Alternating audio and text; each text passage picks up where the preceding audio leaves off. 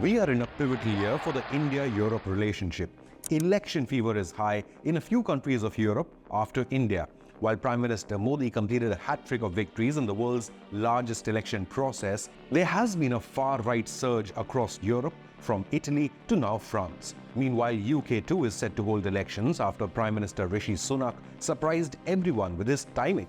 However, on the trade front, India is seeking to ride the waves of change across the EU and seal a historic free trade agreement with the European Union and the United Kingdom. Free trade agreement talks have been ongoing between India and the European Union, and the 8th round of talks of the FTA discussions resumed on the 23rd of June in Brussels. The 7th round of talks between 27-member EU bloc and India had been held in March earlier this year. According to reports, those discussions ended in a stalemate as, quote, both continue to differ on key outstanding issues, unquote. The negotiations with the European Union come just 3 months after India signed a free trade agreement with a group of 4 European countries. These include Switzerland, Iceland, Norway and Liechtenstein, which make up the EFTA states. The deal with the European Free Trade Association, or EFTA, will see investment up to $100 billion or 78 billion euros in India. The agreement, which took 16 years to process, will enhance market access and simplify customs procedures. This will make it easier for Indian and EFTA businesses to expand their operations in each other's respective markets. Indian Prime Minister Narendra Modi said, quote, "The times ahead will bring more prosperity and mutual growth as we strengthen our bonds with EFTA nations," unquote. There is optimism that India and EU will also overcome differences and seal the free trade agreement, given Europe's ongoing trade issues with China and India's desire to reduce trade deficit with China. India is the European Union's third largest trade partner globally with a share of 10.9%. The discussions were relaunched back in 2022 after nearly a 9-year lull. European Commission President Ursula von der Leyen hailed the partnership as, quote, "at the nexus of trade, trusted technology and security," unquote, while speaking in 2022. A trade agreement with the European Union will imply a collaboration that can benefit New Delhi in the long run, as India emerges as a global economic superpower. Meanwhile, the planned IMEC, or the India-Middle East-Europe Economic Corridor, which was launched by Prime Minister Modi and global leaders at the Delhi G20, will connect the two markets and make India a central pillar of the global supply chain.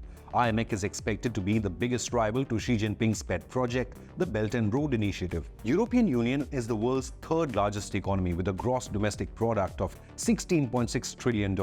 India is the world's fifth largest economy and is looking for new economic alliances to propel its growth even further. Europe sees India as a massive market for European goods and services, highly protected market, yet experiencing growth rate of 6 to 7% per year, as well as being the world's fastest growing large economy.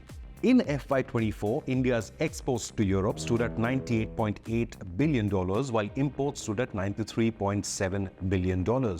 Common concerns over China's business malpractices and threat to economic security have become a reason for closer and deeper cooperation. EU and India both will benefit if the global supply chain is independent of China.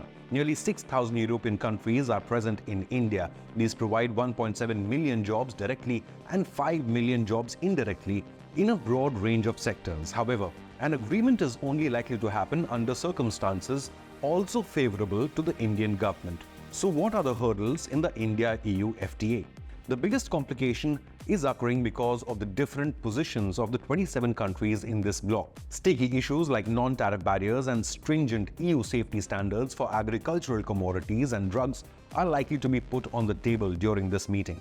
Both sides share differences in technical barriers based on the incorporation of the WTO's TBT agreement, or technical barriers to trade, and the application of the FTA's dispute settlement. Multiple exports to the European Union have suffered due to this. Registration of Indian drugs takes enormous time in the EU as Indian pharmaceutical exports face a market access barrier. This is due to the huge influence of multinational drug companies that have in Europe, while even tea exports have faced hurdles. India is also seeking an easier visa regime for its professionals to work in EU countries.